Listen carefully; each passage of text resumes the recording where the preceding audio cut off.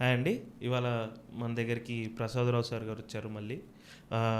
Is retired AGM అండి SBI నుంచి, and RBI appointed faculty కూడా, అండ్ వేరియస్ పొజిషన్స్లో ఒక ఎస్బీఐ ట్రైనింగ్ సెంటర్లో కూడా ఈ has worked as a faculty కూడా.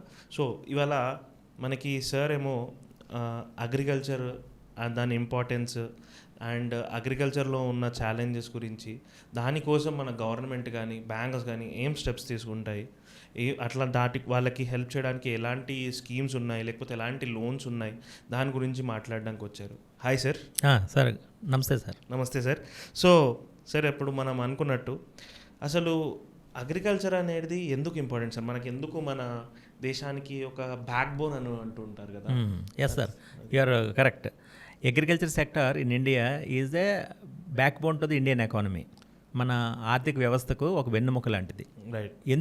ఎందుకు ఆ వెన్నెముక అన్నారంటే, యాక్చువల్గా contribution to GDP is 15 to 18% by agriculture. అంటే మన స్థూల జాతీయ ఉత్పత్తిలో 15-18% అగ్రికల్చర్ కంట్రిబ్యూట్ చేస్తుంది. రైట్. ఇండిపెండెన్స్ వచ్చిన తర్వాత 1950s అది సుమారు 60% కూడా ఉండేది. ఈ మధ్య ఏంటంటే మిగతా సెక్టార్స్ కొంచెం గ్రో అవ్వడం వలన, services sector, manufacturing sector grow అవ్వడం వలన అగ్రికల్చర్ తాలూకా కొంచెం జీడిపి కంట్రిబ్యూషన్ తగ్గింది. రైట్. ఎందుకంటే because of conversion of agriculture lands into real estate and migration of rural youth near by towns, ఇవన్నిటి వలన మైగ్రేషన్ ఎఫెక్ట్స్, ఇలాంటి సెవరల్ ఫ్యాక్టర్స్ ఉన్నాయి. దీనివలన the contribution by agriculture to the country's GDP right is declining. Okay. But still it is higher. Okay. 15 to 18% ఉంది. It is significant contribution given by agriculture. Right. ఇది ఒకటో first point. Second point ఏంటంటే, agriculture తాలూకా employment generation almost 2/3 of Indian population are dependent on agriculture. Agriculture మీద ఆధారపడి జీవనోపాధి చేసుకుంటున్న వాళ్ళు సుమారు 200 మంది, 2/3. అండ్ అలాగే 65% రూరల్ పాపులేషన్, 2/3 వచ్చింది. అలాగనే 45 to 50% of work force in India dependent on agriculture.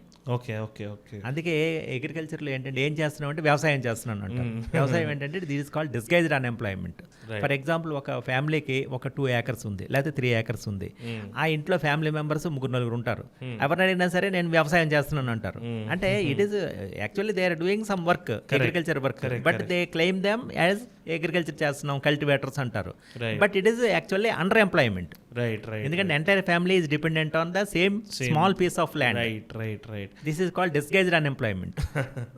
So employment ఇస్తోంది. And third one, food security. India population మీకు తెలుసు కదా, 120 crores. ఈ అందరికీ కూడా మన హంగర్ని ఫుల్ఫిల్ చేయడానికి ఫుడ్ సెక్యూరిటీ చాలా అవసరం. ఇదంతా కూడా ఫుడ్ ఎక్కడి నుంచి వస్తుంది? Even though you have lot of money, you cannot eat money directly. కాబట్టి ఫుడ్ గ్రెయిన్స్ అనేవి చాలా చాలా ఇంపార్టెంట్. సో అందుకని చెప్పేసి అగ్రికల్చర్ ఇంపార్టెన్స్ ఎందుకంటే అంటున్నాం అంటే, agriculture is providing the necessary livelihood, right, food security right, necessary to the country, to the people, vast population. Right. తర్వాత raw materials to agro based industries. For example, agro based industries ఏంటి? Food processing industries ఉన్నాయి, Amul, dairy products, తర్వాత meat industries, తర్వాత fisheries, అన్నిటికీ కూడా raw material.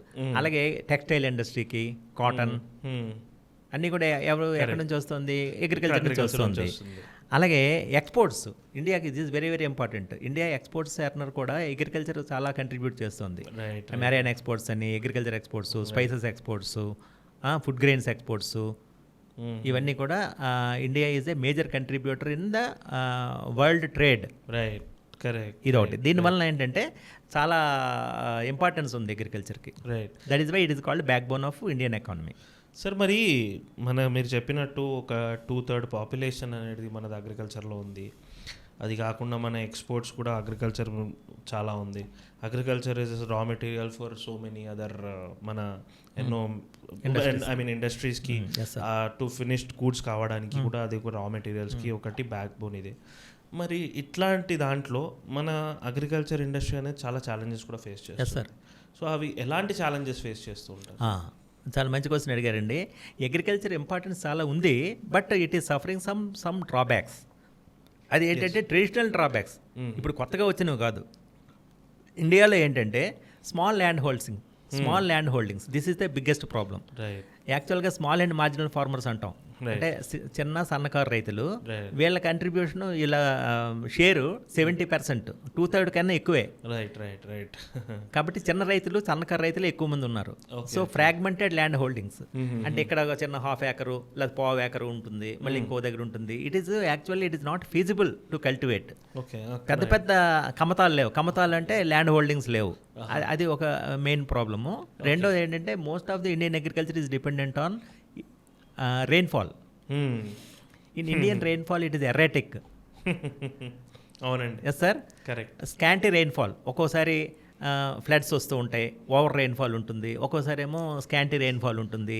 రెండు రకాలుగా కూడా అగ్రికల్చర్ దెబ్బతింటుంది. కొన్నిసార్లు ఏమవుతుంది, పంట చేతికొచ్చిన తర్వాత రైతు ఈవెన్ గోడౌన్కి పంపించినా లేకపోతే అగ్రికల్చర్ మార్కెట్ యార్డ్ పంపించినా కూడా వర్షం వచ్చి కొట్టుకుపోయిన సందర్భాలు ఉన్నాయి. So due to some floods or over rainfall. అలాగే ఎంత పంట దగ్గరికి వచ్చేటప్పటికి స్కాంటీ రెయిన్ఫాల్, వర్షపాతం కనుక లేకపోయినట్లయితే ఎండిపోతాయి పంటలు. కాబట్టి mostly our Indian agriculture is dependent on monsoon. అందుకే మనం మామూలుగా వ్యాగరీస్ ఆఫ్ మాన్సూన్ అంటాం. It is gambling in monsoon. చెప్పాలంటే రైతులు పాపం ఎంత కష్టపడి పెట్టుబడి పెడతారు, చివరికి పంట అందుకు వస్తుందో లేదో తెలియదు. కాబట్టి ఇది మేజర్ డ్రాబ్యాక్స్ సఫర్ అవుతుంది. So okay sir. సో మరి ఇలాంటి ఛాలెంజెస్ ఉన్నాయి, మనకు చాలా ప్రాబ్లమ్స్ ఉన్నాయి ఇండస్ట్రీని. ఎందుకంటే దాన్ని మన వెన్నెముక్క అయినా కానీ మనం దాన్ని కాపాడలేకపోతున్నాము బికాస్ ఆఫ్ వేరియస్ రీజన్స్. ఏదైనా రీజన్ అవ్వచ్చు, అది మనకి న్యాచురల్ కెలామిటీస్ అవ్వచ్చు, సో సమ్ అదర్ మనం మ్యాన్ మేడ్ అవ్వచ్చు. ఇలా ఉండడం వల్ల మరి గవర్నమెంట్ ఎలాంటి స్టెప్స్ తీసుకుంటుంది? మంచి క్వశ్చన్ అడిగారండి. ఇది కొంచెం బ్యాక్వర్డ్ సెక్టార్ కాబట్టి, even though it is very very important sector, it is a backward sector. అవును. కాబట్టి గవర్నమెంట్ చాలా చేయూతను అందిస్తోందండి. ఏ విధంగా అంటే ఎక్కువ మంది రైతులకి రుణ సహాయాలు చేయడం, సపోజ్ వాళ్ళు కట్టకపోతే ఇంట్రెస్ట్ సబ్సిడీ ఇవ్వడం, ఓకే, తక్కువ ఇంట్రెస్ట్కి తక్కువ వడ్డీకి లోన్లు ఇప్పించడం బ్యాంక్ ద్వారా, సబ్సిడీలు ఇవ్వటం, తర్వాత చాలా స్కీములు కొత్తగా పెట్టడం. కొన్ని మనీలు డీబీటీ అంటాం తెలుసు కదా, డైరెక్ట్ బెనిఫిట్ ట్రాన్స్ఫర్. అలాగా పిఎం కిసాన్ అని ఒక స్కీమ్ ఉంది. పిఎం కిసాన్ అంటే ఏంటంటే ప్రతి రైతుకి కూడా ప్రతి సంవత్సరం 6,000 రూపీస్ వాళ్ళ అకౌంట్లో డైరెక్ట్గా గవర్నమెంట్ నుంచి అందుతుంది ఆర్థిక సహాయం. 3 విడతల్లో ఇస్తారు 6,000 రూపీస్. సో ఇది ఒక పెద్ద important land mark welfare measure to the farming community. రెండోది ఏంటంటే పిఎంఎఫ్బివై ఉంది. ఇప్పుడే మనం ఉన్నాం, వర్షాలు పడవచ్చు పడకపోవచ్చు, క్రాప్ ఫెయిల్యూర్స్ ఎక్కువ జరుగుతుంది. క్రాప్ ఫెయిల్యూర్స్ ఎలాగా, సపోజ్ క్రాప్స్ ఎవరికి వచ్చిన తర్వాత క్రాప్ ఫెయిల్ అయిపోయింది, అప్పుడు ఏం చేయాలి? సో దానికి క్రాప్ ఇన్సూరెన్స్ కూడా గవర్నమెంట్ స్కీమ్ తీసుకొచ్చింది. At very very nominal price 2% ప్రీమియంతో గవర్నమెంట్ సబ్సిడీ అందజేసి క్రాప్ ఇన్సూరెన్స్, తెలుగులో క్రాప్ ఇన్సూరెన్స్ అంటే పంటల బీమా పథకాన్ని ప్రవేశపెట్టారు. దానికి కూడా డిఫరెంట్ రేట్స్ ఉన్నాయి. ఖరీఫ్ క్రాప్కి 2%, రబీ క్రాప్కి 1.5%. అదే క్యాష్ క్రాప్స్, కమర్షియల్ క్రాప్స్ అయినట్లయితే ఏదైతే మనం పండిస్తామో దాన్ని బట్టి మనకి ఇన్సూరెన్స్ అనేది వేరే అవుతుంది. Yes sir. కాబట్టి అది ఒకటి చేయూతను అందిస్తున్నారు. That is called PMFBY, Pradhan Mantri Fasal బీమా యోజన. ఫసల్ బీమా యోజన పిఎంఎఫ్బివై. బీమా అంటే ఇన్సూరెన్స్. అలాగే PMFME, financing micro processing industries. అంటే ఏంటంటే ఫుడ్ ప్రాసెసింగ్ ఇండస్ట్రీస్ ఉన్నాయి. ఫర్ ఎగ్జాంపుల్ డైరీ, పౌల్ట్రీ, ఇలాంటివన్నీ కూడా ఫుడ్ ప్రాసెసింగ్ బేస్డ్ ఆధారంగా నడుస్తున్న కంపెనీలు. వాటికి కూడా సబ్సిడీలు ఇచ్చి పిఎంఎఫ్ఎంఈ స్కీమ్ ఒకటి ఉంది. ఇంకా అగ్రి ఇన్ఫ్రాస్ట్రక్చర్ ఫండ్ అని గవర్నమెంట్ చాలా గొడవలు కట్టడానికి, ఇందాక మీరు ప్రాబ్లమ్స్ చెప్పినప్పుడు పంట పండించే వరకు ఒకటి, తర్వాత సెకండ్ పోస్ట్ హార్వెస్ట్ లాసెస్ చాలా ఎక్కువ ఉన్నాయి ఇండియాలో. పోస్ట్ హార్వెస్ట్ ఏంటి సార్? హార్వెస్టింగ్ అయిన తర్వాత, పండించిన తర్వాత వచ్చే ప్రాబ్లమ్స్ ఏదైనా కావచ్చు. ఎందుకంటే agriculture by nature it is perishable in nature. Agriculture commodities దాన్ని ఎక్కువ కనుక నిల్వ చేయకపోతే, సరిగ్గా ప్రాపర్ స్టోరేజ్ ఫెసిలిటీ లేకపోతే పాడైపోయి అది కూడా గవర్నమెంట్ మన ఫార్మర్కి లాస్ కలుగజేస్తుంది. కాబట్టి it should be stored in some cold storage are godown or something. అలాగే రైతుకు కూడా రెమ్యూనరేటివ్ ప్రైస్ అంటే తక్కువ ఆదాయం అంటే సరైన ధర ఎంఎస్పి, అదే ఎంఎస్పి అండి, మినిమం సెల్లింగ్ ప్రైస్. మనం గవర్నమెంట్ ప్రతి పంటకి ప్రతి దానికి ఒక ప్రైస్ ఫిక్స్ చేసి దానికి ఇంత మినిమం ఇవ్వాలి అని చెప్పి ఎంఎస్పీలు ఫిక్స్ చేశారు కదా, కరెక్ట్, మినిమం సెల్లింగ్ ప్రైస్ అనేసి. ఎందుకంటే గవర్నమెంట్ ఒక్కసారి కనుక ఈ agriculture commodities very very seasonal and peculiar in nature. Right పంట పడినప్పుడు అందరూ ఒకేసారి మార్కెట్ యార్డ్కి తీసుకెళ్తారు. అందుకే మనం చూస్తుంటాం ఆనియన్స్ ఒకసారి 100 రూపీస్ కిలో వెళ్తుంది, ఒకసారి 10 రూపీస్ కిలో వెళ్తుంది. అలాగే టొమాటోస్ కరెక్ట్ 5 రూపీస్ కిలో కూడా అమ్మిన సందర్భాలు ఉన్నాయి. అలాగే 100 రూపీస్ అమ్మిన సందర్భం. ఎందుకు why that wide variation or fluctuations in the agriculture commodities? దాని సప్లై బట్టి కూడా చేంజ్ అవుతూ ఉంటుంది. Supply and demand, correct, because market prices depend on supply and demand factors. కాబట్టి ఇప్పుడు సప్లై ఎక్కువ ఉన్నప్పుడు దాన్నే it should be stored somewhere. Correct. And కొంచెం స్లాక్ సీజన్లో అది కానీ బయటకు తీసామన్నట్టయితే రైతు ఆటోమేటిక్గా మంచి ప్రైసే వస్తుంది వాళ్ళకి. But that storage facilities create చేయడం, this is called agriculture infrastructure fund. Okay, some lakhs of crores is government is giving for that fund. అంటే ఇది ఎవరికి ఇస్తారు? రైతులకు ఇస్తారా లేకపోతే ఎవరైనా దాని ఆ ఫెసిలిటీ బిల్డ్ చేయడానికి వాళ్ళకి ఇస్తారా? ఎవరికైనా. ఇప్పుడు ఇది ఏంటంటే ఇది ఒక ఫెసిలిటీ. రైతులు వాళ్ళ తాలూకా ప్రొడ్యూస్ని కానీ కమోడిటీస్ని కానీ ఆ గోడౌన్లో పెట్టుకోవచ్చు. ఎవరైనా ఒక బిజినెస్ మెన్ ఉన్నారనుకోండి, he can construct one rural godown or agriculture godown. ఆ గోడౌన్లో వీళ్ళు స్టోర్ చేసుకుంటారు. చేసుకొని నామినల్ ప్రైస్ అంటే నామినల్ రెంట్ పే చేస్తారు కదా, అవును, పెట్టిన దాన్ని బట్టి. సో ఆ విధంగా వాళ్ళకు దాచుకోవచ్చు. దీంట్లో ఇది ఈ స్కీమ్లో ఎవరైనా ఇప్పుడు ఓకే, మనకు అర్థమైంది ఏంటంటే రైతుకి ఇట్లాంటి స్కీమ్ నామినల్ రెంట్లో ఇవ్వడానికి ఉంది. సో ఇప్పుడు ఎవరైనా ఆ కోల్డ్ స్టోరేజ్ కానీ ఆ గోడౌన్ కానీ కట్టాలనుకుంటే వాళ్ళకు కూడా లోన్ ఉంది. అది కూడా వస్తాను, అది చెప్తాను. ఇప్పుడు మనం ఇంకా లోన్స్ గురించి డిస్కస్ చేయలేదు, అది కూడా చెప్తాను. ఇంకొకటి లాస్ట్ ఏంటంటే ఇంటర్ సబ్వెన్షన్ స్కీమ్ అని ఒకటి ఉంది గవర్నమెంట్ ఆఫ్ ఇండియా చేస్తున్నది. ఇంటర్ సబ్వెన్షన్ అంటే ఫర్ ఎగ్జాంపుల్ క్రాప్ లోన్స్ ఇస్తున్నాం. దానికి మామూలుగా అయితే నార్మల్గా బ్యాంకులు ఛార్జ్ చేసేది సుమారు 10%, 11% వడ్డీ వసూలు చేస్తారు. కానీ క్రాప్ లోన్స్కి 7%కే ఇస్తున్నారు. ఆ 7%లో కూడా గవర్నమెంట్ ప్రాంప్ట్ రీపేమెంట్ ఉన్న వాళ్ళకి 3% సబ్సిడీ ఇస్తుంది. సో యాక్చువల్గా ఫార్మర్స్కి పడేది 4% మాత్రమే. సో ఈ అవేర్నెస్ అందరిలో రైతుల్లో క్రియేట్ అయితేనట్టయితే కనుక అందరూ కూడా without any default bank loans repay చేసి సక్రమంగా రుణాలని పొందుతారు. 4% అంటే పావలా వడ్డీ, అంతే సార్. సో 4%కి అందిస్తుంది గవర్నమెంట్. ఇదన్నీ కూడా గవర్నమెంట్ చేస్తున్న సదుపాయాలు, incentives to the agriculture sector, because it is lacking in very some basic points. Right. So ఇప్పుడు ఓకే, అంటే మనం మాట్లాడుకున్నట్టు ఇప్పుడు గవర్నమెంట్ ఇన్ని చేస్తుంది, ఈ స్కీమ్ ఇస్తుంది. ఇప్పుడు మనం అనుకున్నట్టు సపోజ్ నేనే ఉన్నాను, ఇప్పుడు నేనైతే ఫార్మర్ కాదు. సో నేను ఏదైనా మీరు అన్నట్టు ఆ స్కీమ్ వాడుకొని నేను కోల్డ్ స్టోరేజ్ కానీ గోడౌన్ కానీ కట్టాలనుకుంటున్నాను. సో అలాగే సో నాకు ఎలాంటి సపోర్టు లేకపోతే ఫార్మర్స్కి ఎలాంటి సపోర్ట్ కానీ బ్యాంక్స్ ఎలా ప్రొవైడ్ చేస్తాయి? ఇప్పుడు మనం అగ్రికల్చర్ లోన్స్ అని అంటాము, కిసాన్ క్రెడిట్ కార్డ్ అని అంటాము.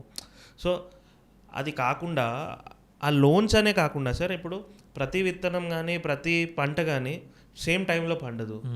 కొన్ని సంవత్సరంన్నర పట్టొచ్చు, కొన్నిటికి ఇంకా ఎక్కువ టైం పట్టొచ్చు, ఉండొచ్చు. సో మరి దీన్ని ఎట్లా తీసుకుంటుంది బ్యాంక్, లేకపోతే లోన్ ఎలా ప్రొవైడ్ చేయాలనుకుంటే? ఎందుకంటే ఇప్పుడు నాకు తెలిసింది ఏంటంటే ఇప్పుడు అగ్రికల్చర్ లోన్ అనేది కిసాన్ క్రెడిట్ కార్డ్ అట్లాంటివి 1 ఇయర్కి మాత్రం లోన్ ఇస్తూ ఉంటారు. కరెక్ట్. సో ఇప్పుడు కొన్ని పంట 2 సంవత్సరాలు పట్టొచ్చు, లేకపోతే సంవత్సరంన్నర పట్టొచ్చు. సో సంవత్సరంన్నర పడుతుందంటే నేను సంవత్సరం తర్వాత మళ్ళీ నేను లోన్ క్లోజ్ చేయాలంటే అది కష్టం అవుతుంది.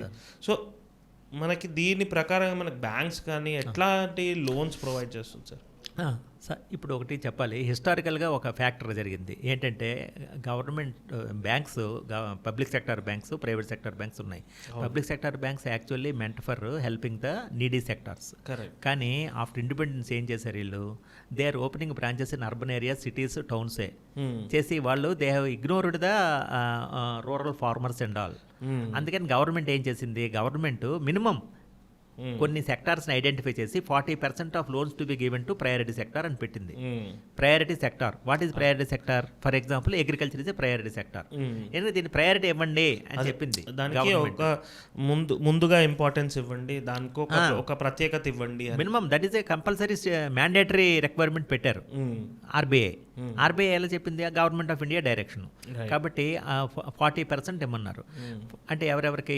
ఎంఎస్ఎంఈ సెక్టార్కి, చిన్న తరహా పరిశ్రమలకి, అగ్రికల్చర్ సెక్టార్కి, ఇలాంటి వాటికి, ఎక్స్పోర్ట్స్కి. ఎక్స్పోర్ట్స్ ఇంపార్టెంట్ కంట్రీకి, అందుకని చెప్పి ఇలాంటి సెక్టార్స్ అన్నీ కూడా ప్రయారిటీ సెక్టార్ పెట్టారు.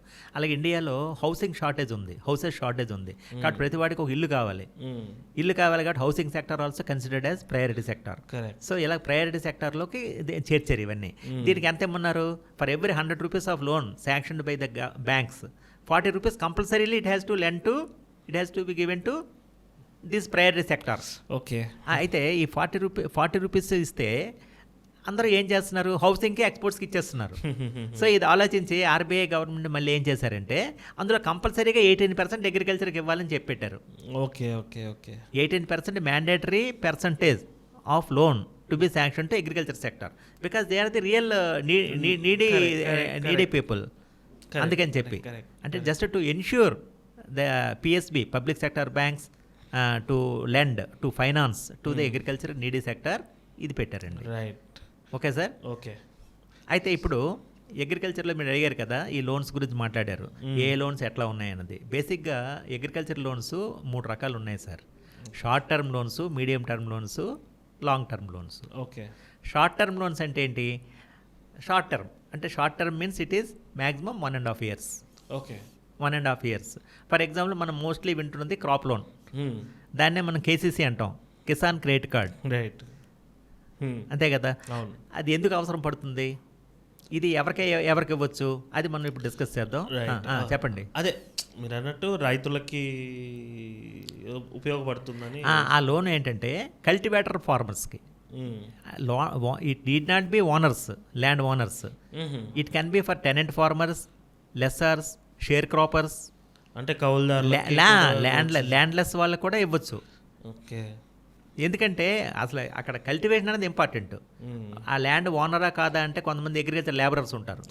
They will cultivate the land but they are not the real owners. వాళ్ళకి ఇవ్వడానికి వాళ్ళకైనా సరే కేసీసీ ఇవ్వచ్చు.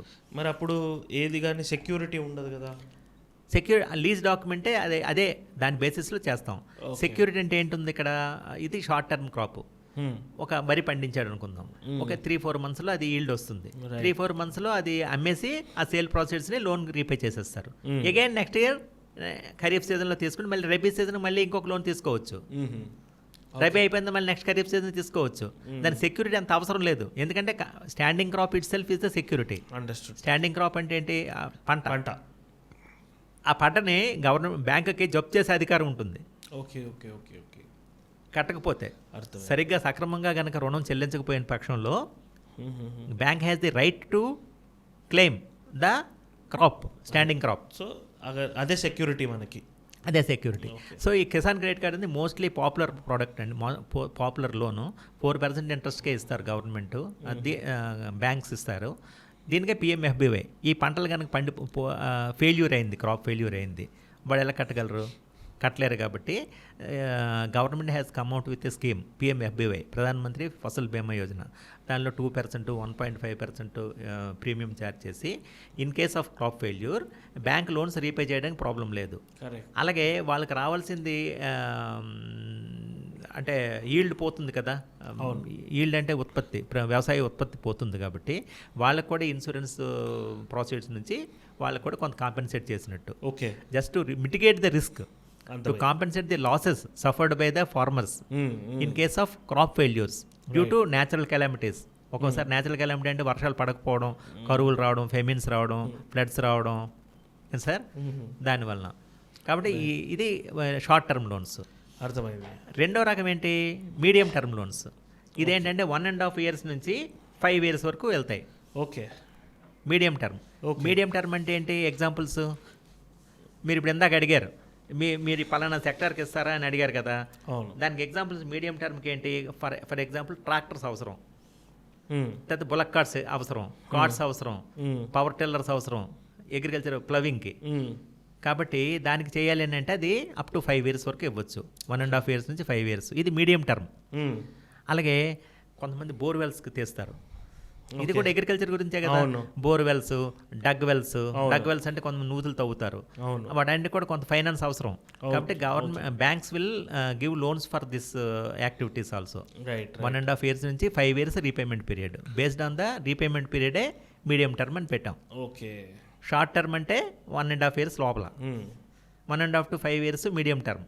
దీనికి ఉన్న కవర్ అయినవి ఏంటి? Horticulture, dairy, poultry. Suppose dairy for example, ఒక రైతు, ఎందుకంటే అసలు ఇది హార్టికల్చరు, డైరీ పెట్టుకున్నారు, అగ్రికల్చర్ అనేది దాన్ని రిలయబుల్ కాదు. అది ఎప్పుడు పండుతుందో ఎప్పుడు ఎండుతుందో తెలియని పరిస్థితిలో the farmer cannot depend 100% on the agriculture only.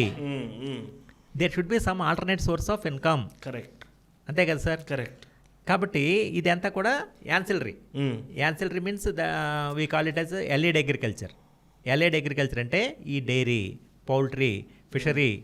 కొంతమంది రైతులు ఊర్లలో, పల్లెటూరులో బ్యాక్ యార్డ్ పౌల్ట్రీ వేస్తారు. ఒక 10-20 కోళ్ళు పెంచడం, లేదా మేకలు, షీప్ రేరింగ్, గోట్ రేరింగ్ చేయడము. దాని నుంచి ఇన్కమ్ వస్తుంది కదా.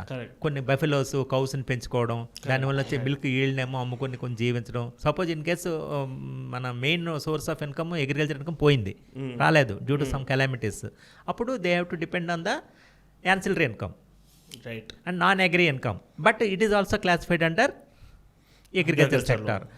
ఏమైతే ఈ గవర్నమెంట్ ఇచ్చిన సదుపాయాలు, ఇన్సెంటివ్స్ ఉన్నాయో ఈ సెక్టార్కి కూడా అగ్రికల్చర్, ఎల్ఈడి అగ్రికల్చర్ యాక్టివిటీస్ కూడా ఉన్నాయి. ఓకే, ఇది రెండోది మీడియం టర్మ్. లాంగ్ టర్మ్ ఇప్పుడు మీరు ఇందాక అడిగారు, లాంగ్ టర్మ్ అంటే ఏంటి? 5 years and above up to 15 years కూడా లోన్స్ రీపే చేయొచ్చు. ఫర్ ఎగ్జాంపుల్, ఒక రైతు మామిడి తోట వేసాడు. మామిడి తోట వేసి అది ఎప్పుడు ఈల్డ్ వస్తుంది? 7 years, 8 years, 10 years పట్టొచ్చు. కాబట్టి ఈ లోపల నువ్వు లోన్ కట్టమని అంటే కట్టడు కదా. కాబట్టి వాళ్ళకి 7 years, 8 years, 10 years వరకు రీపేమెంట్ ఇస్తాం. అలాగే గొడవన్ కడతారు ఒకరు. గొడవన్ ఇమీడియట్గా 5 yearsలో రీపే చేసి చేయలేరు. గొడవన్ అంటే it requires some 2 crores, 3 crores of funds. కాబట్టి దానికి లాంగ్ టర్మ్ లోన్స్ అంటాం. సో ఈ విధంగా డిఫరెంట్ సెక్టార్స్కి లోన్స్ ఉన్నాయి. కానీ మీరు అన్నట్టు చిన్నకారు, సన్నకారు రైతులు గొడవన్ కట్టలేడు, లేదా కోల్డ్ స్టోరేజ్ కట్టలేరు. కానీ ఎవరైనా ఎంటర్ప్రీనర్స్ ముందుకొచ్చి ఇది కడితే this is a facility provided to the farmers. So ఇప్పుడు వాళ్ళకి కూడా మనకి బ్యాంక్ లోన్ ప్రొవైడ్ చేస్తుందా? బ్యాంక్ లోన్ ప్రొవైడ్ చేస్తారు. దానికి కూడా హార్టికల్చర్ డిపార్ట్మెంట్ సబ్సిడీస్ ఇస్తారు. National livestock mission, NLM, sheep రేరింగ్కి, గోట్ రేరింగ్కి, తర్వాత బఫెలో రేరింగ్కి అన్నిటికీ కూడా సబ్సిడీలు ఇస్తారు. Okay okay okay. కొన్ని సబ్సిడీలు అయితే 50% సబ్సిడీ సార్. 1 crore లోన్ కానీ తీసుకున్నట్లయితే 50 lakhs సబ్సిడీ, ఫుల్లీ ఫ్రీ. అంత గవర్నమెంట్ సహకారం, ఆర్థిక సహాయం అందిస్తుంది. ఎందుకంటే ఈ సెక్టార్స్ని డెవలప్ చేయడానికి. రైట్.